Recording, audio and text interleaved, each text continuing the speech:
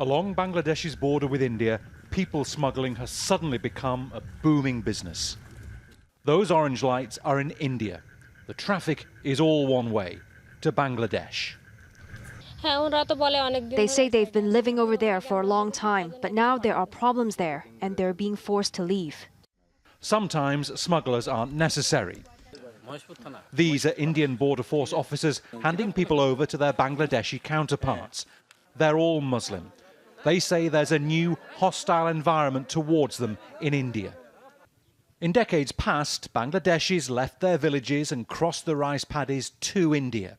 More than 2 million are there now, according to the government in New Delhi. In December, India's parliament passed a fast-track citizenship act for people from neighbouring countries that explicitly excludes Muslims. Now, it's impossible to say exactly how many people are illegally crossing the border from India into Bangladesh, but we do know that the Border Force has detained more than 500 people just in the last couple of months, and the smugglers tell us they're crossing between 40 to 60 people every night. And that's just along this 45-kilometre stretch of the border that runs for more than 4,000 kilometres.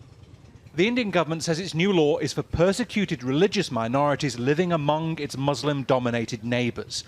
That's not convinced these Bengali-speaking Muslims. They say they faced harassment from police in New Delhi and Bangalore who told them to leave or risk being sent to a detention centre.